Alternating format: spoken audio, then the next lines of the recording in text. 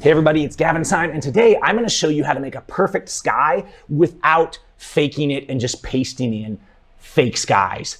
In Photoshop, you can really transform the nuances of your skies really fast and really easy. Now, if you guys follow this channel, you know that I pretty frequently show you how to do cool things with skies and masks and things like that in Lightroom. And we build masks that just really recover amazing amounts of detail from skies and just do really cool things. And then I show you how to automate that with speed masks, or for those of you that use my elegant speed masks, it's already built and you can just do skies like this in Lightroom in one click. You can do portraits that way. Really amazing AI masking in Lightroom.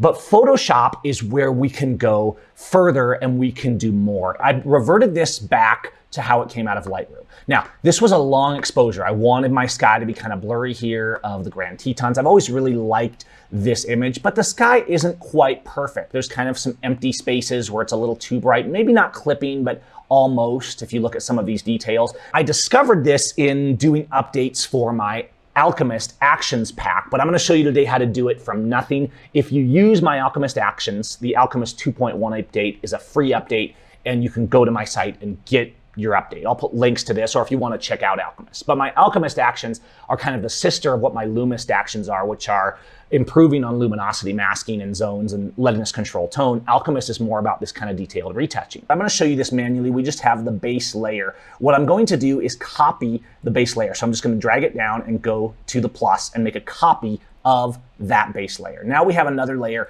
with nothing on it. The beauty of Photoshop is initially it's kind of complex, but if you follow my videos here on the channel, if you've watched my Photoshop Fast workshop, you know that I often use pixel painting. And that's where we come into an image and we can sample a color, for example, right? We sample a color and we use the brush tool and you can brush in. Now you might say, oh, that looks really terrible. Okay, here's that color we sampled.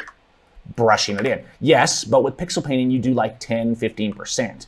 And so you can sample the surrounding color and then kind of paint in details on skies, backgrounds, portraits, etc., to soften edges to make things work well. Okay, that is the classic pixel painting technique, and it works for a lot of things. But in Photoshop, we can automate this and do it super quick. The thing is with the pixel painting technique is we'll always have to sample and then paint in. Let's undo that and just undo all that brushing that we just did. So now we just have this background layer copy right here. All I'm going to do is go to Select and Sky. The Sky selection, we get this really detailed mask that would take some time to do manually. I mean, it's very precise, kind of like the masks we see in Lightroom. Okay, what do I do with this now? I'm going to go to this layer I just made, and I'm gonna make a group, okay? Now I'm gonna go down to here and click the Mask button.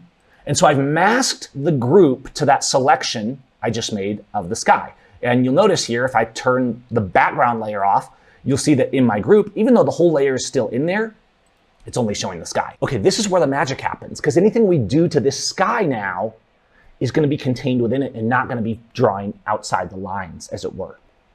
So what I'm going to do is go to this background copy, and I'm actually just going to blur it, right? So with pixel painting, we kind of paint in surrounding colors. By going to this sky and blurring this copy of the sky, I'm going to go to Blur and Gaussian Blur. And what I'm doing, blurs are used all the time in Photoshop to great effect. And people think blurs are for making things blurry, but they're actually for so much more. I'm going to blur this by like 45 pixels, right? And you can see that I make this really blurry sky that's way over the top, but it cuts off right at the mountains, okay? What I'm going to do here is turn this way down, as if I was pixel painting, but the pixel painting is just all done automatically. So I'm gonna go to opacity on this layer and turn it down to like 20%. And guess what? What we're doing when we blur is we kind of average out the softness of that layer into the surrounding areas. So those areas that are clipped and things like that are now brought in to here, okay? And we have this layer that we can turn up and down. Obviously, you don't want to turn this to 100% because it'll get this really pasty look, but that's actually all you have to do, and you've done this kind of painted, softened in sky. Now, there's some other techniques. You can duplicate the layer, for example, and you could do an overlay, and that would bring some contrast back into the sky if you feel like you kind of went too pastel. So you can make the same layer, put it into overlay mode, and then control the opacity of that to give yourself more or less kind of saturation and contrast in the sky. Another tip you can do is you could blur it more, right? So you could say, no, I'm gonna blur this another 45. So I'm gonna double blur this.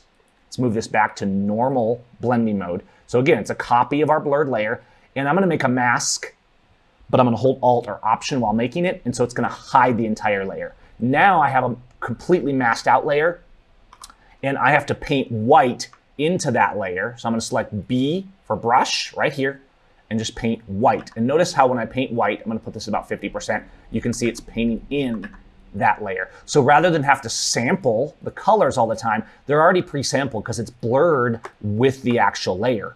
And what I'm doing here is still all underneath the mask of that sky selection we make. So anything I put in this group is masked to the sky, and it's that simple. It looks really cool, and it allows you to do this. And then of course I can adjust the opacity of this group as a whole to determine how intense I want this effect to be. So you can not only use this to take out clipping and things like that, you can also use just to kind of soften the hard edges of a sky, maybe the clouds and the way the shadows fall off. It just kind of makes your sky really nice.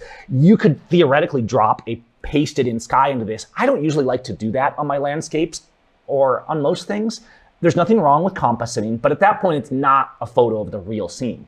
What I'm doing with this is I'm saying, okay, here's the deficiencies in my photo where the dynamic range, the tones aren't perfect, and I'm using the automation of Photoshop to improve that really quickly, but it's still the scene. It's my interpretation, but it's the real sky that was there. It's the real scene. Now you can do this pretty simply, but I've also automated this and done even more with it. If you go to my Sky Perfect, which is a brand new action in my Alchemist retouching actions pack for Photoshop version 2.1. If I click this, I went back to 0 on the photo. If I click this, it just builds it all automatically and puts everything in place, leaving me with all of these layers that I just showed you, as well as a few extras like the sky detail layer, which controls the overall contrast. So I can just turn that up or down.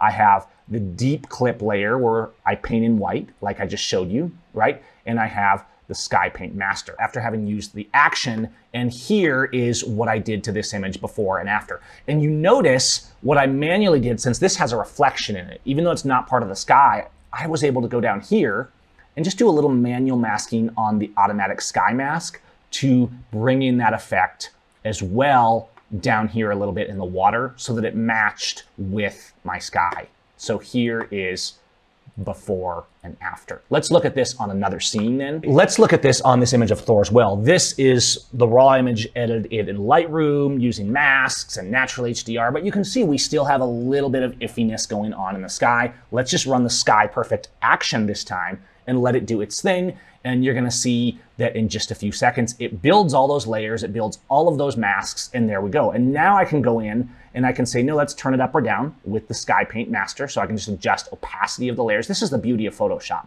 is you build all these separate layers and then it's so easy to manipulate them. But if I turn the opacity up too much, the sky just kind of goes too much, like too much pastel. That's where this deep clip fixed layer comes in. It's all masked out. I'm gonna select the black mask, and again, just paint in with a white brush. I can control the opacity of that white brush up here, but ultimately I'm just selecting white and just painting in these areas. So what I can do is, without messing up or overdoing rather the rest, I can paint in some of those clipped areas. And the beauty is I don't have to select colors. I don't have to sample colors like I normally would for pixel painting. And I can control the nuances of all of this by turning layers on and off. And I can control the overall intensity of the effect by turning this. So I might say, no, when I'm done, I only want this whole thing at 75%, so it feels natural. And so now we have this nice natural sky that we can control exactly how much we want the effect to be.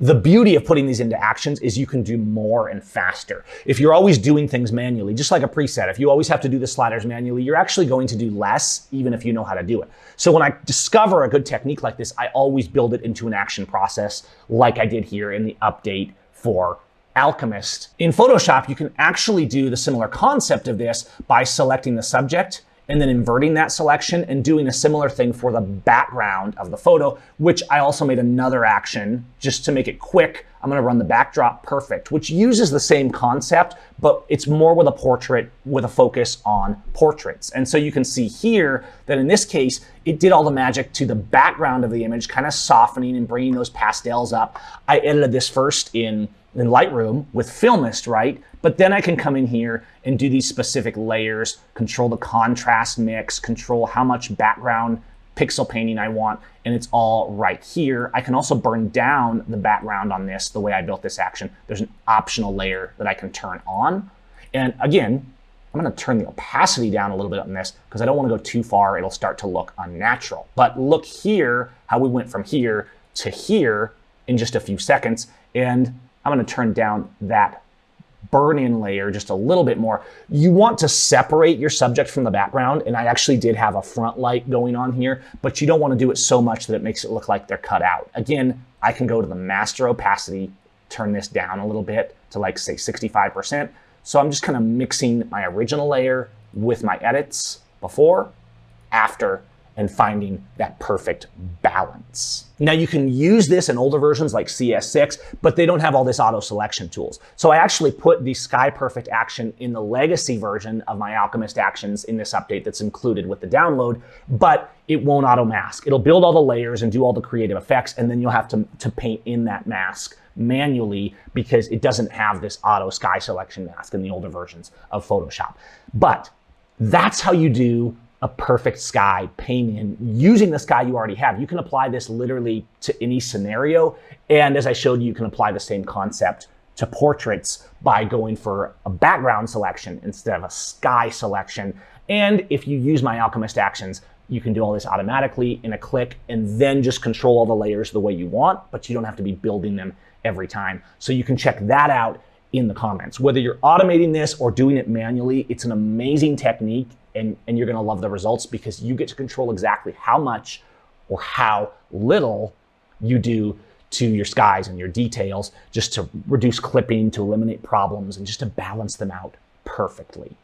That is how to make a perfect sky without pasting in a fake sky. What do you like? Fake sky? Real sky? Tell me. Okay, that's a wrap.